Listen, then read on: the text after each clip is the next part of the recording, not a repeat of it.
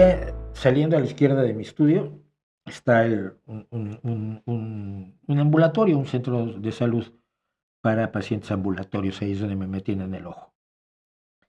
Y junto está una casetita donde hay dos UBI móviles, unidades de vigilancia intensiva, unidades de cuidados intensivos. No son ambulancias, son mucho más que ambulancias, son verdaderas unidades de cuidados intensivos sobre ruedas. Hay dos. Y están los médicos, y están los asistentes, y está el chofer. Y en los cafecitos de por aquí es donde comen y se van a tomar el café en la tarde y tal. Y le explicaba yo a mi hijo, mira, a estas personas les pagamos un buen sueldo, pues son médicos, oye, son asistentes sanitarios, son enfermeros, son gente con una preparación importante para tomar decisiones muy graves. Y a toda esta gente que tienes tú aquí con las dos ambulancias, le pagamos deseando que no hagan nada. Les pagamos todos los días, aunque no hagan nada, y les pagamos deseando de verdad que no tengan que hacer nada. Porque cada vez que tiene que salir la ambulancia hay una tragedia humana en proceso. Alguien a quien hay que recoger, alguien a quien hay que llevar al hospital, alguien que tiene una crisis de salud.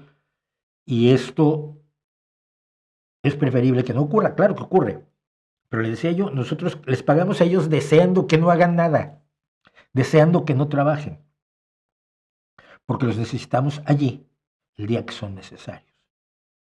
Eso no te lo puede resolver el libre mercado. Volvemos. Eso no te lo puede resolver el libre mercado. Eso lo tiene que hacer el Estado. Si no, lo que haces es tener ambulancias que por moverte 2 calles te cobran a ti $2,000. Porque te están cobrando todo el tiempo de inactividad también. Y en vez de que lo paguemos entre todos como un seguro médico pagado por toda la ciudadanía para tener las ambulancias necesarias para atenderte el día que las necesitas, lo que haces es un servicio privado que solo se le cobra a la persona que lo necesitó, tenga o no dinero, tenga o no la necesidad. Yo no veo que sea tan difícil que explicar por qué la idea de que todo debe ser libre mercado es una estupidez, incluso mayor que la idea que todo tiene que ser estatal, incluso mayor. O sea que entre libertarismo y comunismo yo francamente prefiero la Fanta de naranja.